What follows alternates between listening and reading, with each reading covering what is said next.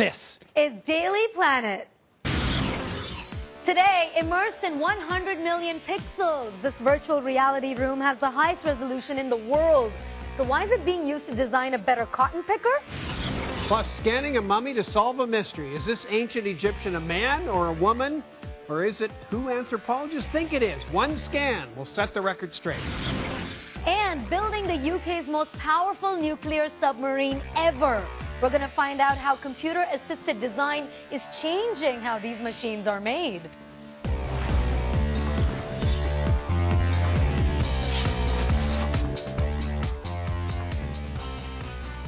Hey, welcome to Daily Planet. I'm Kim Jake-Tiani. And I'm Jay Ingram. Also on the show today, we're going to hear about one man's plans to head to the North Pole with a sled on a 2,000-kilometer journey measuring ice all along the way. We're also going to warm things up by bringing a powerful heat lamp into the studio and show you how new coating for windows can actually help keep heat out. But we kick things off by stepping into a six-sided cube that looks more like an immersive video game than anything else. But it's a lot more than that. This computer room is much different than any you've ever been in before. Like no other room on the planet. It's the highest resolution display, immersive display device in the world. It's almost 100 million pixels. All four walls, the ceiling and the floor, have every last centimeter covered with video. They call it the six-sided cave, or C6.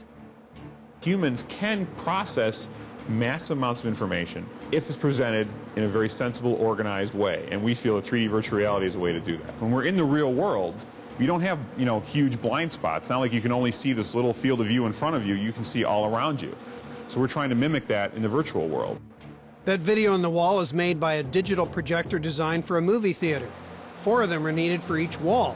That's a total of 24 projectors at more than $100,000 each. But the design of the room was the trickiest part. Look at the floor. It's a movie screen that people are going to walk on. You need to have a transparent surface that's also strong enough and durable enough to support multiple people inside the environment.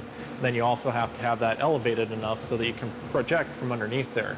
And that's why this facility is as tall as it is, so that they can get projectors underneath as well as projectors from above projecting onto the ceiling. Looks like the ultimate video game system, right? It's actually designed for much more serious work. We experience the world as 3D, and so when we're trying to make decisions about the world, making decisions in 3D is a lot better way to do it. What we have here is we've been using this to design a number of Deere products. Today we're looking at cotton pickers. Yep, the most advanced virtual reality room on the planet is being used to create a better cotton picking machine. The challenge is we want to pick the cotton up off the ground. We put it into a small cotton conveyance system that takes it back to the basket. See, what's happening is you're getting a recirculation region where it separates, and that starts to close off that duct. And so what we did then is we went in, we moved that around and said, well, what happens when I change this? The time spent in the C6 has paid off. We reduced the energy cost of this by about 25%. We increased the flow rate by about 25%. We've increased the suction that's picking up the cotton so it's less likely to plug. And it's a lot quicker than welding it together, testing it out, and seeing whether you liked it or not. There's even more stuff down on the farm they're using the C6 for, things you'd never guess. So what we're looking at here is we're looking at a hog enclosure. This is a typical hog enclosure.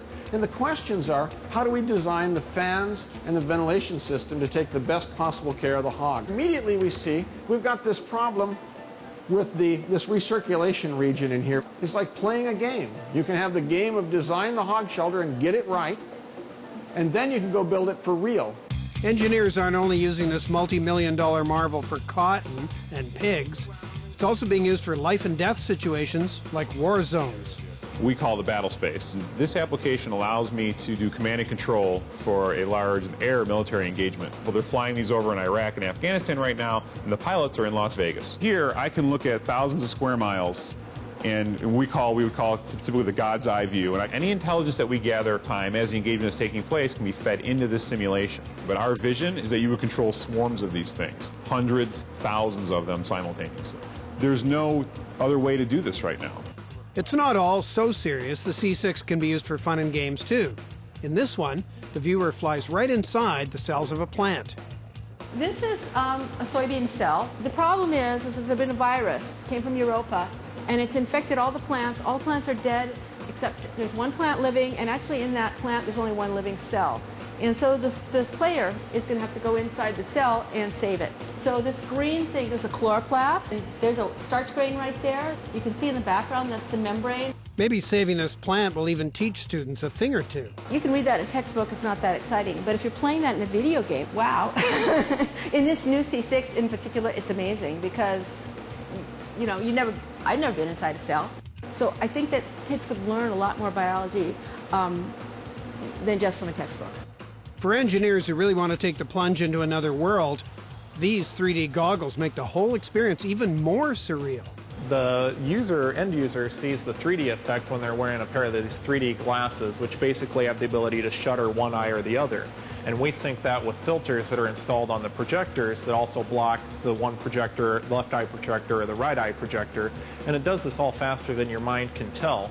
So as far as your mind is concerned, you are seeing three-dimensional images. We frequently have people that are bouncing into the walls. One of the ideals with the C6 is you don't have to rotate the world, which breaks your realism.